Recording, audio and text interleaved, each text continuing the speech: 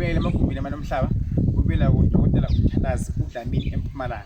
Abukela bakhona emakhaya ngithe nginibike namhlanje ekseni umgcibelo. Nginifisela inhlanhla nempumelelo phezu kwempilo zenu. Ungathoki ukwenza ungahamba kahle futhi ngakhanya kini yonke enifuna umsebenzi, enifuna umendo, enifuna ukugana, enifuna ukwakha, enivuse emakhaya kini, enifuna izikhulu emsebenzini, enifuna amathenda. Ungathi uNkulunkulu anganibusisa namadlozi anibusise.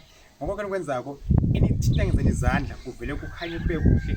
Nkosama kulabo bakhona emakhaya niyagive up futhi singaphelwa ngemandla. Umuntu ngabantu singabantu siyadingana ngazokindlela ezahlukahlukene. Ngibona khona ekhaya kuningi okufuneka emhlabeni nalokho sikwenza. Kuningi lo limele khona emhlabeni ngibona khona ekhaya. Ungabalisi futhi ungabalile ukuthi nje ngisengaqala kabusha ngokumanje ukuthi ungakho iminyaka ahlutho ngoba uNkulunkulu unawaniya emhlabeni uyakuthatha 40 years uyakuthatha 3 months uyakuthatha. So namanje as long usanikwe ithuba lokuphila phakathi komthunzi welanga kuningi usakwenza ngibona khona ekhaya.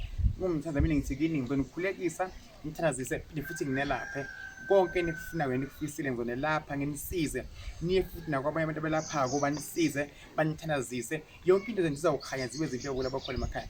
Kunanibusise anikhanyisele la nikhona khona ngithikini phumelelani. Ningafika la ekhaya mawudinga la ekhaya ukuthi uze khona uzolashwa ngeenkinga obhekene nazo la ekhaya ungelashwa kwamthanazi uDlamini Empumalanga epetitive. Inkosi ibusise God you every Sunday sisontweni. Kumanye amalanga lapha abantu usiza abantu. Ngiyangena emanzini, ngiyangena ephumeni, ngiyangena ezibeni. Ngiyakwelapha ukugula onako, ngiyalapha ikhaya lakho mayine dikoloshela umnalamlambo. Nayo futhi ngiyakwelapha enkingeni obhekene nayo. Inkosi ibusise. Na uthanda ihliziyo yakho ivuthwe ngezala ekhaya. Uzobona ivuthwe ngezala ekhaya. Ngeze bale ngabantu abalapha ungeze kimi kanti awubizelanga ukuthi uyashwa.